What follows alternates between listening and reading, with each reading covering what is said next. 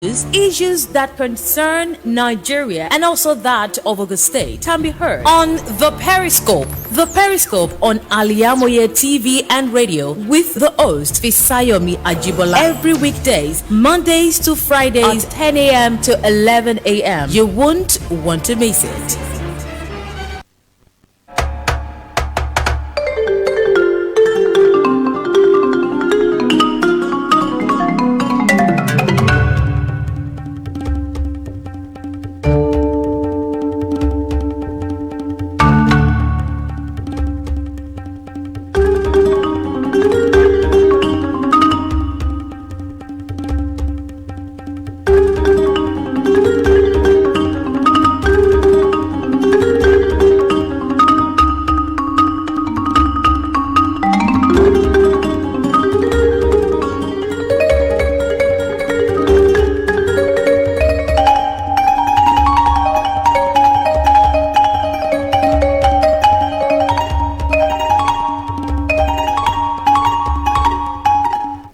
Thank you so much. Still the beautiful Tuesday morning right here, the 9th day in the month of May 2023. Welcome to Periscope.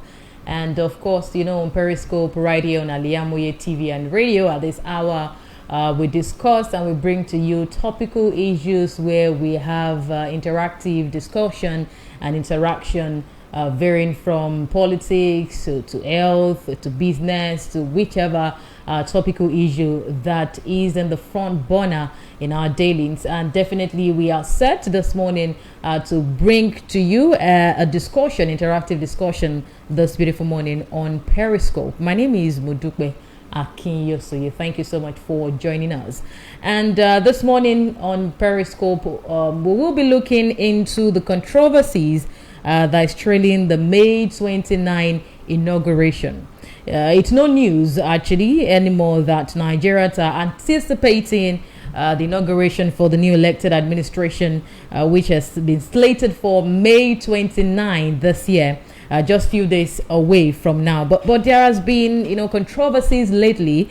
Several issues have been raised relating to the existence of the May 29 inauguration, ranging from the scare of interim national government (ING) to the call that all petitions against the outcome of the poll be attended to. And then a few days back, a former Catholic Archbishop of Abuja, John Onoyeko, said that President-elect, that's Bola Tinubu, should not be sworn into office if the election tribunal is not concluded. And several others had actually followed suit. Baba Ahmed saying that's the Dati, the vice presidential to Labour Party candidates, presidential candidates in the just concluded election, also saying that Tinubu failed to fulfill the requirements stipulated in the section of the 1999 Constitution as amended for election to the office of the president. And a whole lot of group, you know, Obi support group also saying that the inauguration should not hold, and a whole lot of, you know, sides, controversies to the existence of the May 29 inauguration. And of course, Tinubu's victory is being challenged in court presently by Atiku Abubakar of the People's Democratic Party, PDP, and Peter Obi of the Labour Party, who both came distant second and third, respectively, in the just concluded presidential poll. Although the legal battle actually to overturn the election victory of the president-elect Bola Tinubu commenced yesterday, that was Monday, with the presidential election petitions court promising to deliver justice for those deserving it. But a whole lot of this controversy is what we'll be looking into this morning. The call for the cancellation of the May 29 inauguration. Do the grounds that these controversies or these excuses are coming, are they justifiable? Are they valid, you know, to cancel the May 29 inauguration? Even the scare, I think it's been down lately about the scare of the interim ING, interim national government, though the security of apparatus in the country had earlier mentioned that they know the faces behind the people that want to bring on the interim national government, though no names have been mentioned. But a whole lot of questions have been raised and issues have been raised concerning the May 29. Some of the opinion that the May 29 inauguration should hold, and some still of the opinion that May 29 inauguration should be suspended, due to different reasons. All of this is definitely what we'll be looking into this beautiful morning. And with me this morning will be joining me, but via phone conversation, to do justice to the topic is Adigbenro. But we'll quickly take this short break to get him through on the phone, and then we'll come back to discuss this issue on Periscope. Stay with us.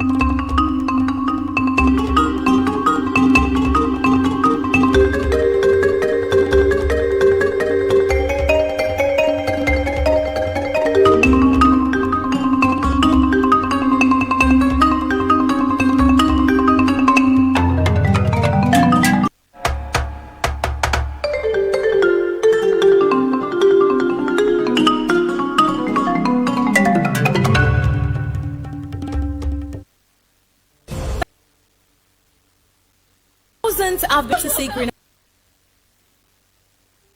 pasture abroad. To those traveling agency business, our case at Tausaf Travels and Tour. We have in-depth details to help you process to anywhere in the world. You want permanent resident and visa to America, Asia,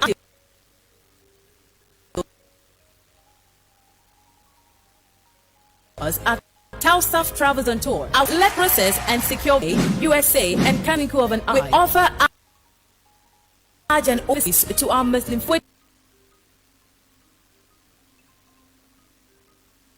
consult Abiola 0802 7300 or 0806 578 4060. Stop wasting money. Pay off travels. Gbogbo aláfẹ́ tó gba yìí tó fẹ́ wọ yìí ṣùgbọ́n tó pàgbà mú ló ń kọjá lọ sí House of Zion. House name no when we talk of top-notch fashion and class. House of Zion lẹ́tí máa rójúlówó turkey wear Dubai àwọn designer bags lóríṣiríṣi àwọn ìtẹ̀lẹ̀ bàtà tó jiná tí wọ́n fa wọ original jọ tó ń ka wákàtí ọjọ́ designer song glasses and perfumes ló gbogbo tó dà sí fẹ́ tó gbà. Mo débẹ̀ mi kàmí èmi ò mú gbogbo ẹ̀yin sìn tẹ́ gbòógì gbọ́n pa fashion tẹ́ wá nílò jàlábíà àti àbáyà lóríṣiríṣi. House of Zion lẹ́ò ti rí gbogbo ẹ̀ rà. House of Zion wà Ọlọ́run ṣògo Dame Church Agape Parish Ọlọ́run ṣògo Abẹ́òkúta lórí 688618. House ilé ìtajà tààtọ̀ àti nǹkan aṣaralóge tí ń gbéni yìí.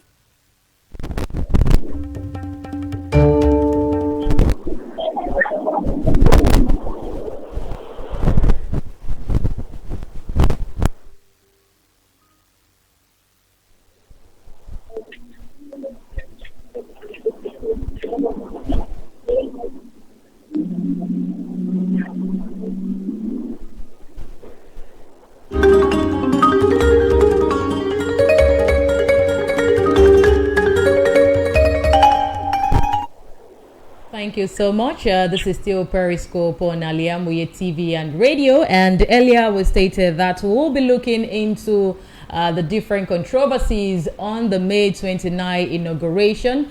We have the president-elect Bola Tinubu already, but there are different issues that have been raised concerning the cancellation of the May 29 inauguration. All of this is what we'll be looking into this morning. And with me via phone conversation, I have Mr. Akim Adegbinro. He is a journalist and also public analyst. And of course, he will be doing justice to the topic this beautiful morning. Hello, good morning.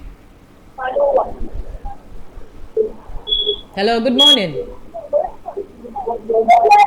Hello, can you hear me? Good morning. Hello? Hello, can you hear me? Good morning.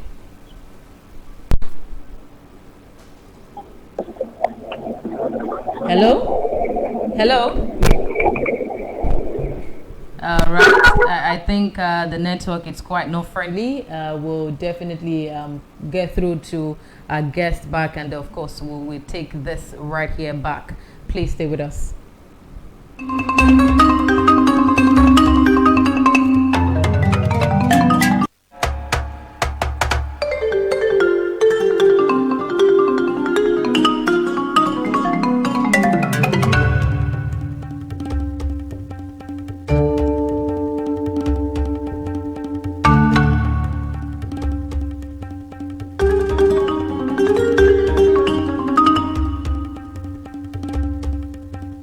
Thank you so much. We have him back on the phone. Hello, good morning. Can you hear me, Mr. Adegbinro? Good morning. Hello? Hello? Yeah, can you hear me? Good morning. I can hear you. Hello? The network quite. Hello. Hello, I can hear you. Good morning. Hello. Okay, we're trying to rectify the issue, and then definitely we'll continue right here. Please, apologies. Stay with us.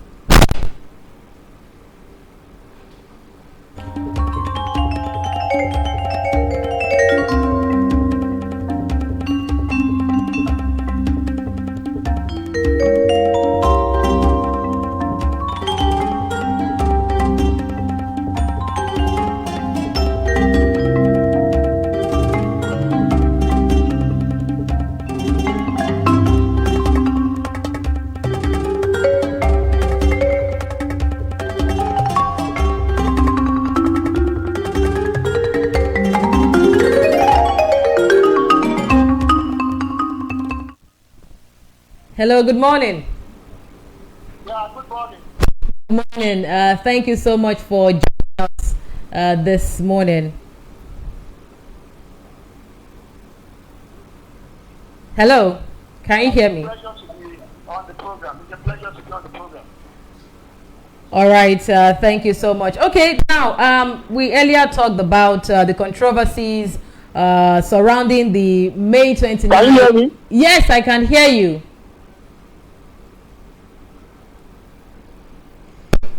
I can hear you. Can you hear me now? Yeah, I can hear you.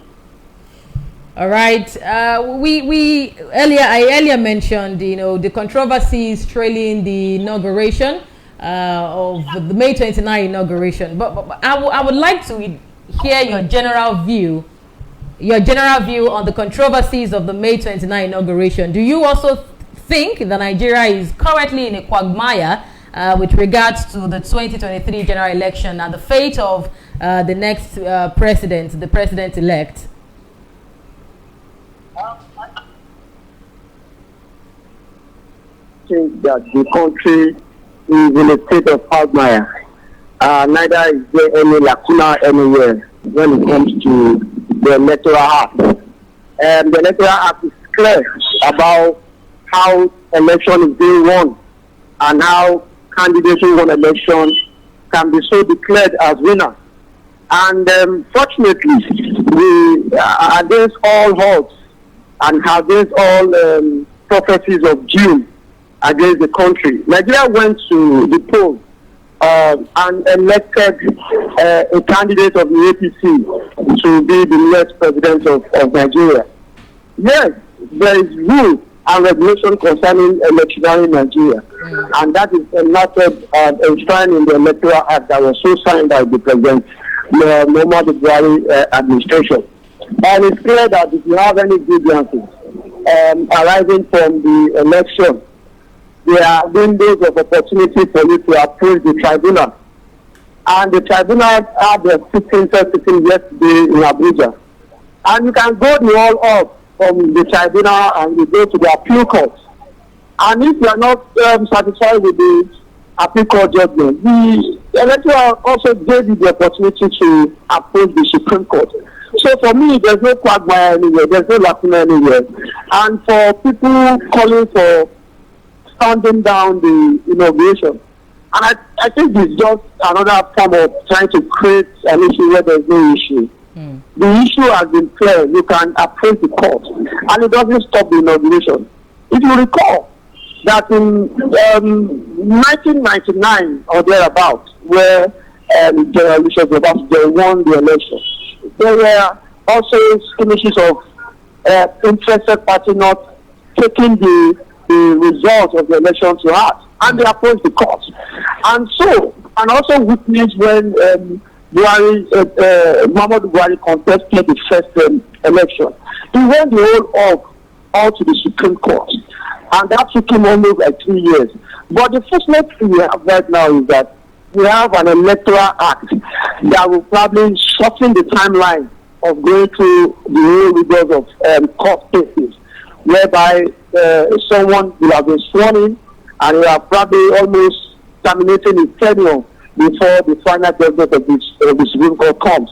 But now we have a timeline where even if you sworn in a person that probably did not win as so called, you can still have a reverse of those cases where you go to the tribunal, to the appeal court, and probably you can go the whole order of going to the Supreme Court. So for me, there's no lacuna anywhere. The whole essence of democracy is freedom of challenging any result that you felt that doesn't probably in tandem with what you have at hand. And so we have people who have gone to court. The candidate of the Labour Party, Peter Obi, has approached the court. It came forward that at the election as announced by INEC. And so he also, the candidate of the People's Democratic Party, Al-IyamoyeTv, also approached the court. So until the termination of those cases at the tribunal and probably at the appeal or the Supreme Court, nothing is stopping the inauguration. And stopping the inauguration is like creating another electoral lacuna, and we don't want to go back to those dark pages in Nigeria.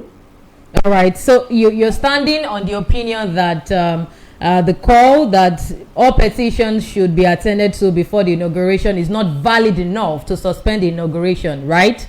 No, it's not valid enough. I just gave you an instance of Muhammadu Buhari. When he lost to Jonathan, he went all to the Supreme Court, and those cases took almost the whole tenure of good Lord Jonathan. So if you believe in democracy, you should also toe the line of getting to endure the rigors that democracy brings, and that is where you go to court and challenge any result that you felt does not go your way, and not just terminating the process of democracy by installing a validly elected president announced by the electoral body, INEC.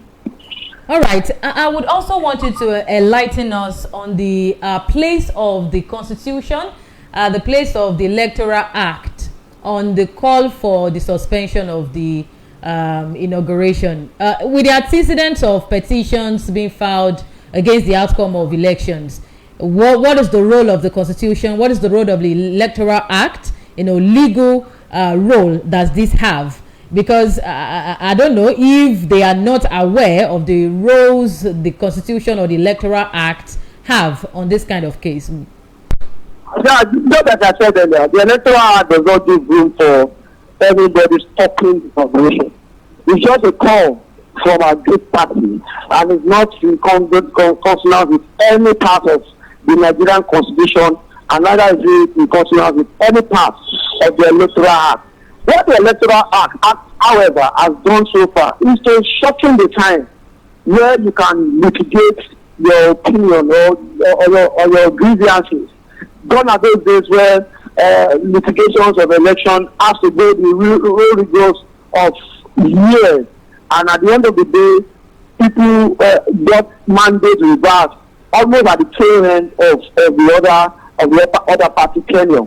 But the Electoral Act has been able to reverse that and make sure that the timeline between when elections are declared and when winners are declared and when you can challenge the validity of those results and to seek in court your mandate back has been reduced, and that is a plus to the democracy that we have right now. So for anybody calling for the cancellation or the suspension of the inauguration of validly elected and announced winners of the last general election, they're calling for anarchy.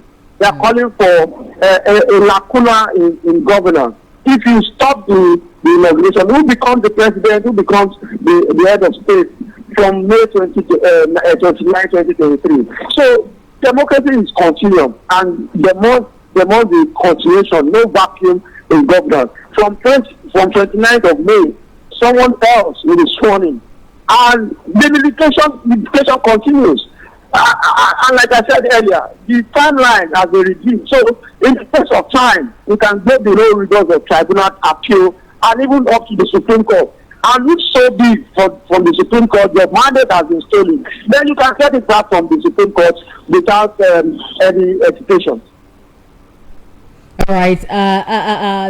Thank you for that clarification. Now I get to know your stand on that. Okay. A part of the controversies also trailing the inauguration, May 29 inauguration, is the scare of the interim national government, ING, by some players. What is your view on this? Do you see these also as a factor, that could be affecting the May 29 inauguration?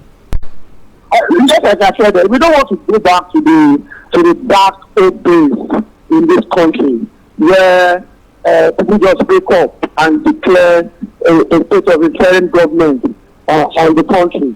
A position whereby the military decide that they are not handing over to a validly elected and in the spheres of all elections in the country, and at the end of the day, you just bring up someone to be at interim. For me, we don't want to go back to those dark old age. We want to continue on the path of democracy. Yes, you can say our democracy is nothing, it's growing, and for sure we were not where we were the last time around. We are improving. What the democracy was for us in 1999 is not what it is right now in 2023. We have improved a lot, and the Electoral Act has probably done a whole lot of magic in the whole process. There is the introduction of PVAs, introduction of so many technological advancements to our democracy and election in the country. And as such, we are bound to also get to improve on the 2023 election in 2027. So the outcry for interim government, the outcry for cancellation or suspension of inauguration is still part of this cry to bring us back to those dark old ages. And progressive like us, I'm not partisan, I'm a journalist. I can never pray for us to go back to those dark old ages, because those ages were times where things just happen and nobody can be held responsible. We want to continue this path. We want to improve on this path.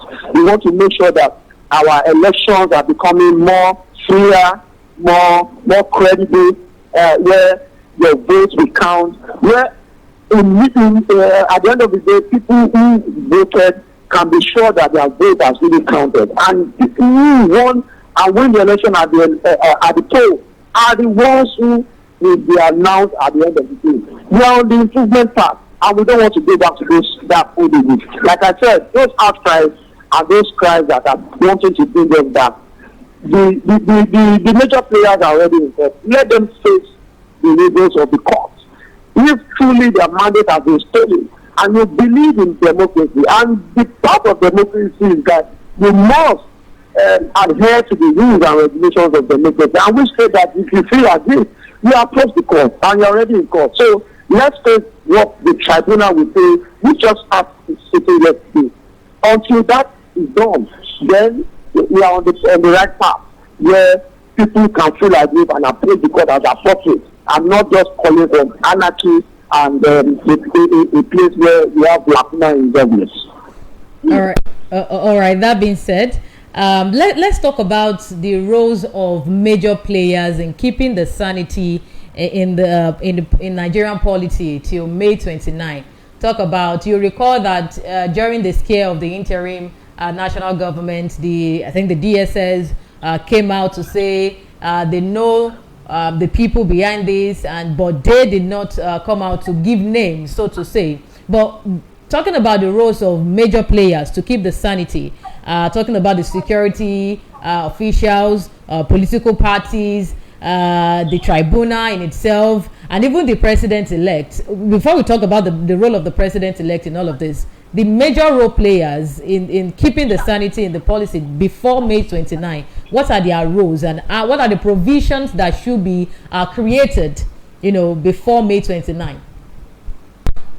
I think the major happiness I have is that despite the outcry out there, the similar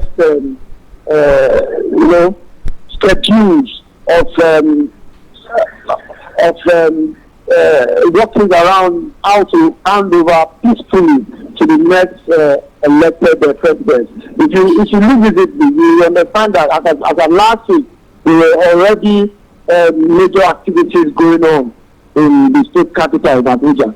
The military are already doing their drills in their rehearsals, and the presidency also came out to say they are well prepared to have a seamless handing over of power to the next government that was duly elected in the last general election. So that's why the outcry out there, despite the calls for the transmission,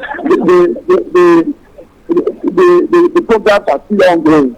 And I think one of the things that the security operatives have to keep in mind is that those outcries are not just outcries of the pages of newspapers.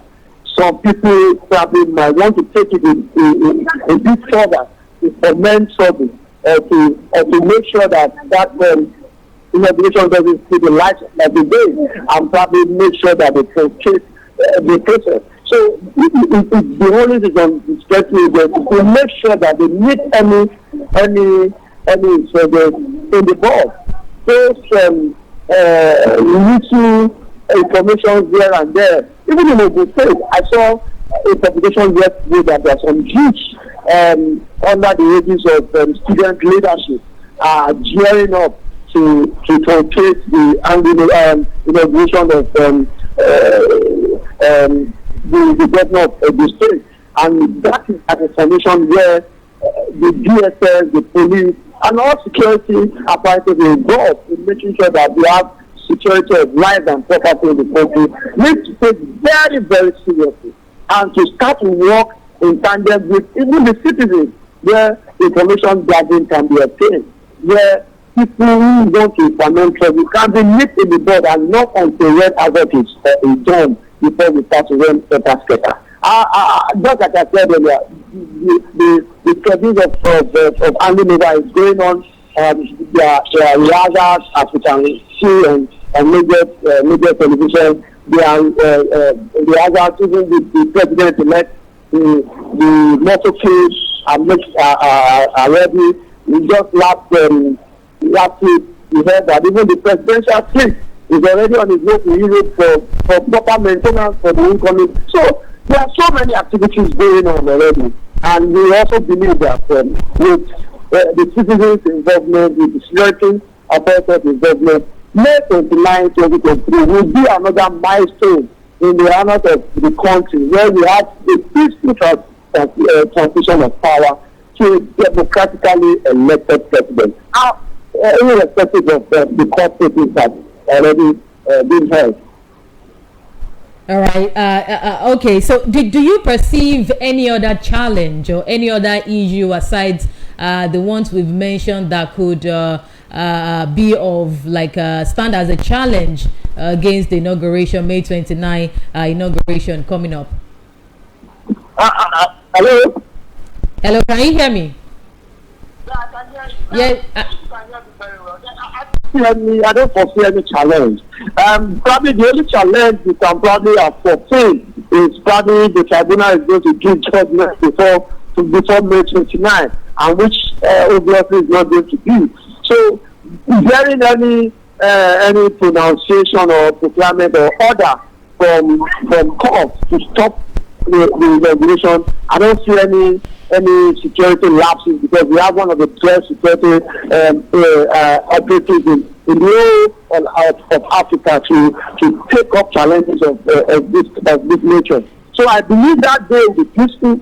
I believe that day will be another milestone in the annals of democracy in Nigeria, where we have a seamless transition of power from one democratically elected president, Muhammadu Buhari, to another, Bola Ahmed Tinubu. And for us, as journalists, it's a milestone, like I said, because despite all the prophecy of doom on this country even before the election, the country is still standing. It shows that whatever we do in this part of the world, there is a supernatural being that is actually orchestrating everything. So make sure that the country remains indivisible and united as one front to challenge any obstacle coming its way. All right.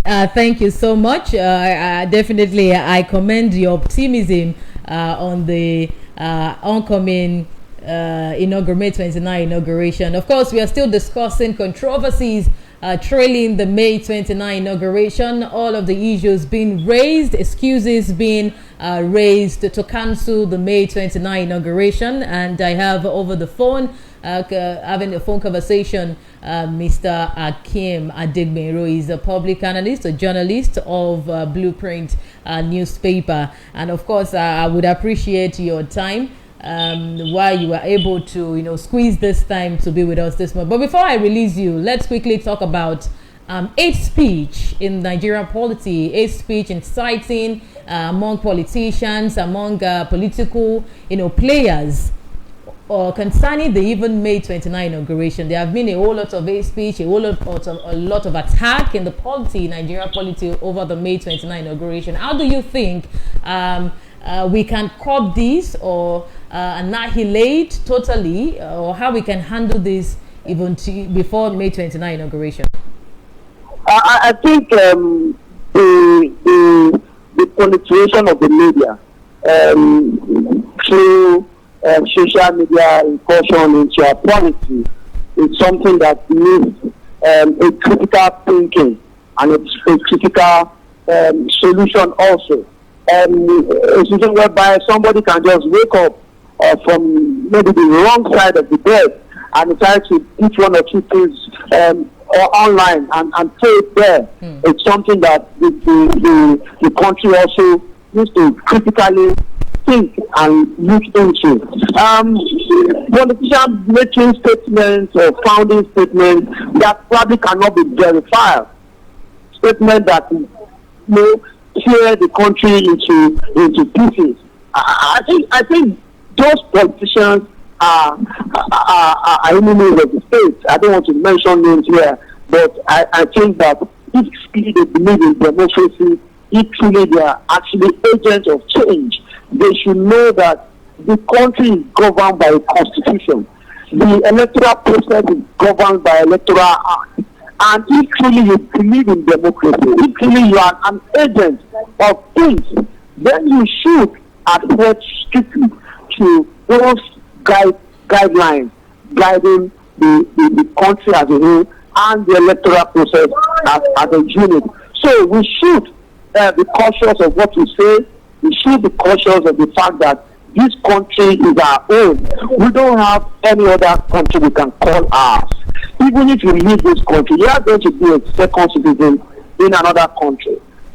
just 2-3 days ago, our students from Sudan returned, and while they were speaking, some were saying that they actually don't want any unrest or any war in this country because of what they experienced at that little short time in Sudan. Some of them were seated and sleeping on the open field for weeks.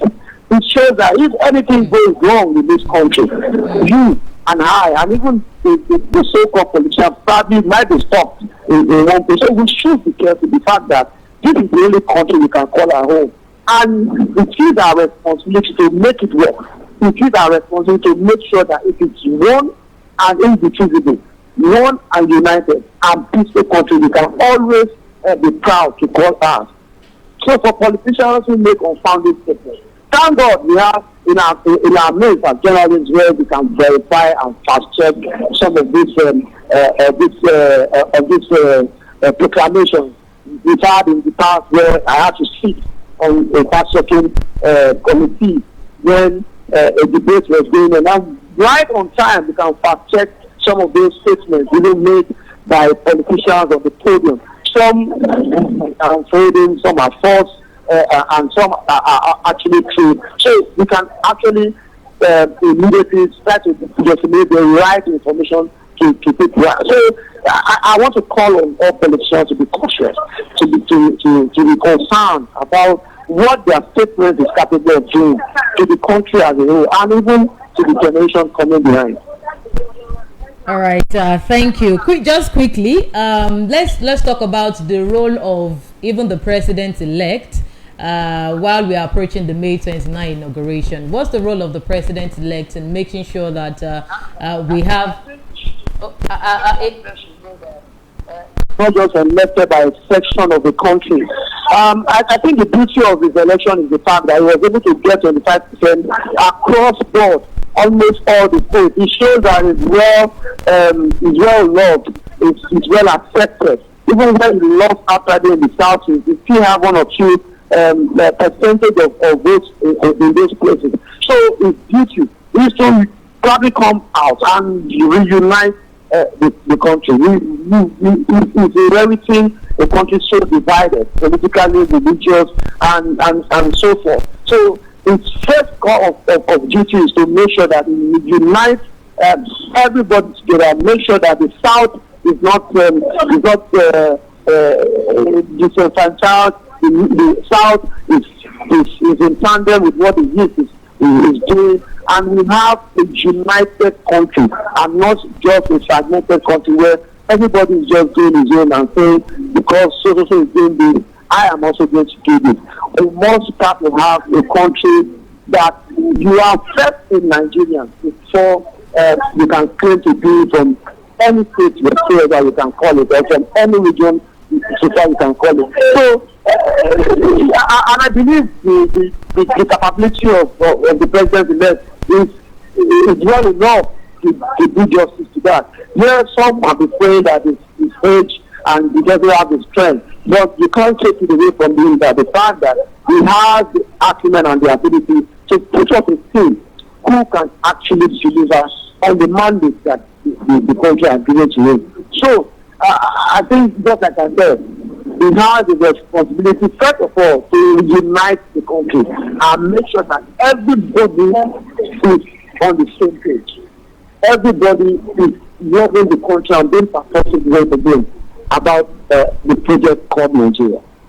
All right, just to put the duties and responsibilities together, I would put the outgoing president also, the role he has to play in this, and of course the citizens, what are their responsibilities, what are their roles in making sure that the May 29 inauguration come in peace, and of course we have a smooth and seamless new administration in the coming years. I said earlier that presently there are so many activities going on. The president is still the president till May 29. We still have the power to appoint, to fire, to make policies, and to also make sure that the country is running up until the last minute where he hands over power.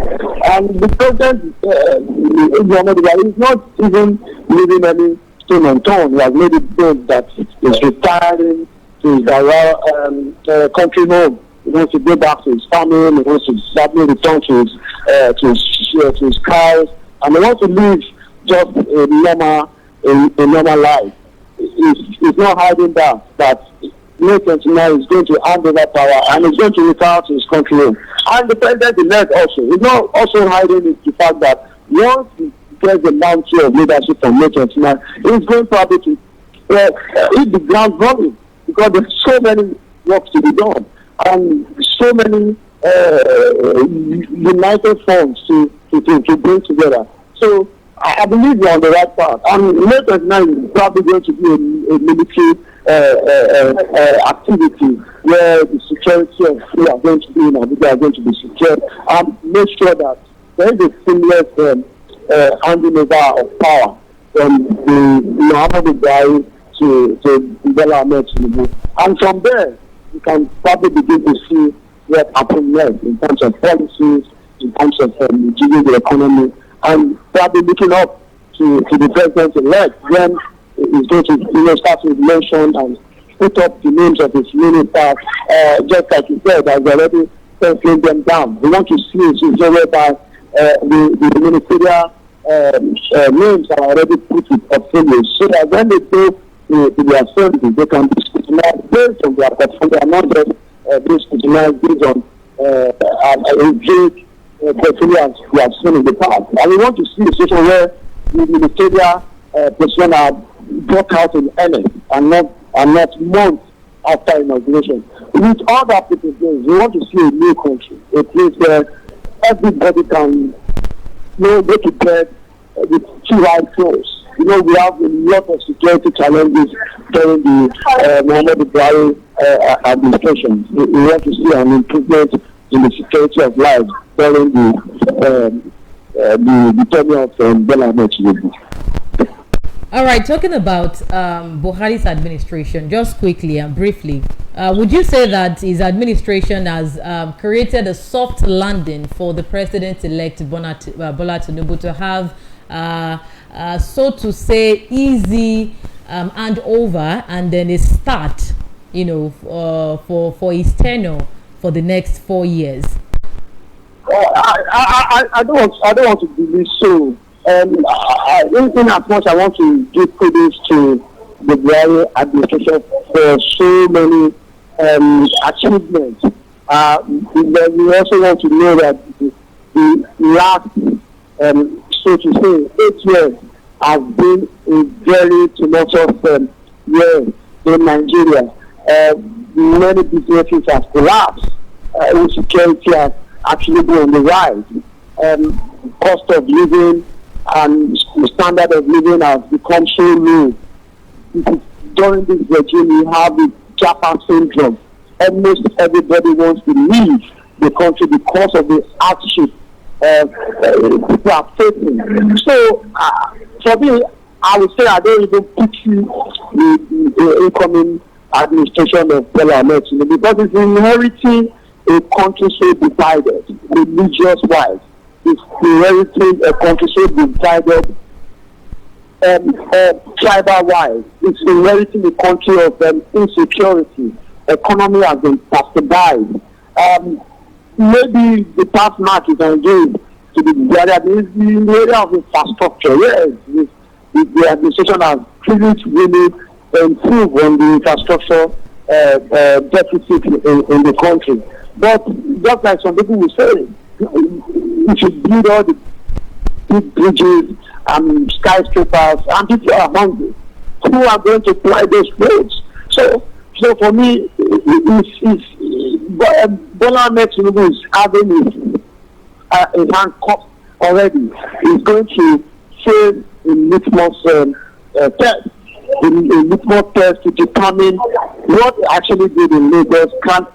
Can he actually replicate it in the whole of the country? So there are so many hopes. There are so many despondents on the fact that he is inheriting a country that is fragmented. Economy is not really something you can write home about. Maybe the glimpse of hope you can have is the fact that we have refinery that probably going to open to the market for millions, and that can actually help in the mainstream sector of our oil, of our petroleum industry, and probably that might probably give him an edge when he resumes his maintenance now. But other than that, his administration is starting on the note that it's going to be healthy, it's going to be very, very raw, because it's not in everything a country where a prosperous country, so to say. Okay, so quickly, with the holes that you mentioned, the loopholes and the different sectors, economic, business, and all that, in the next 4 years of the tenure of the president-elect, would you say there will be a significant change or resolve to them? Because some are of the opinion that even the next 4 years of the president-elect are not significantly enough to bring that expected change that we wanted. What do you think? Just like I said, the government that we know that some of us actually witnessed as governor of Lagos State. Yes, he's a pragmatic leader. He's somebody that knows his onions. He has been the governor, he has been a senator, he has been an international man, he has the right connections, he has those people who can actually bring together to make magic. The only probably snag that people were having during the campaign was that it's not the Tinubu of 1999. It's staged, it's not healthy, it's fragile, it's not sure that maybe you can do all the videos of governance for the next 4 years. And I want to also say that line. But unfortunately, in the last 8 years, before the emergence of Al-IyamoyeTv, we have the same scenarios that there is no healthy, it's not agile, it's probably going to die before 4 years. It's not somebody you can rely on. But look at it. It's almost 8 years. And the Buhari that we felt is fragile. The Buhari that we felt is not healthy. Has gone 8 years. So it shows the fact that if God is involved, let me use that word, then whatever man says doesn't really matter. So for me, I believe that the Tinubu that we know is somebody that is pragmatic, is somebody that can actually retreat and bring ideas. So we are hopeful for the fact that he is coming on board as the next president. And we can always pray and believe that the next 4 years will usher in a new crescendo for the country, a new opportunity that we can have a dead being live in this country happily and then living for themselves without necessarily running out of the country because of the ashes being changed. All right, thank you so much. Really appreciate your time. But quickly, what will be your advice to the citizen? What will be your advice to the politicians, president-elect, everyone involved towards the May 29 inauguration as we approach that? As citizens, we have voted, our votes have counted, we have elected who actually wants to be the leader. And if our citizens have voted and you feel your votes have not counted, they have already people at the courts who want to probably reclaim your mandate, we should believe in the system. We should start to believe in the country. We should start to believe in the fact that Rome was not built in a day. We should start to believe that one step at a time, slow and steady, the improvement that we seek with our contributions will see the light of day. Just like I said earlier, in 1999, our democracy was not this robust. Our democracy was just somebody sitting at the corner of his house and think he's going to win an election. But now, we saw the truth across board, that even the president-elect lost in his own court in Lagos. So many those finishes of surprises there and there. It shows that we are improving as a country. It shows that we are improving as a citizen. And our electoral mindset is changing by the day. And I know by the time we get to 2027, there's going to be a different body entirely. And that improvement will continue. So as citizens, we need to start believing the fact that this country is not stagnant. We are moving gradually. And as politicians, we should be mindful of the fact that what we say really matters a lot. A single politician has at least 500 loyalists. And they believe whatever you say, whether positive or negative. So we should know that our words are so important to the development of this country that whatever we say matters a lot. That we are movers and shakers of human beings who can be pleased to do whatever you want them to do at a particular point in time. So we should be careful of what to say. And as president-elect, we can always say that we have a good tenure. We have a people that we all can be proud of in the next dispensation. God bless Nigeria. And God bless you too. Thank you so much. Really appreciate your time on the program this morning. Really appreciate it. Thank you so much. Thank you for having me. Thank you. All right. Of course, that was guest Mr. Akim Adegbenro of the Blueprints newspaper.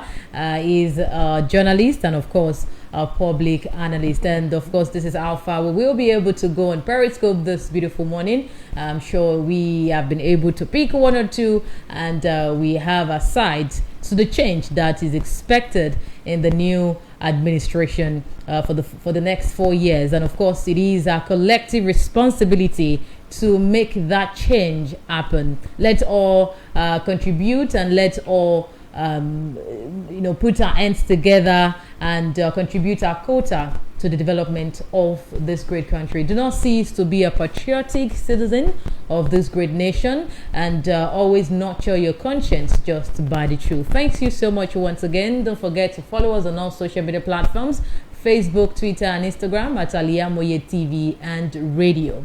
And that will be all. My name is MODUPE AKINYOSOYE. Still have a fantastic day. Good morning.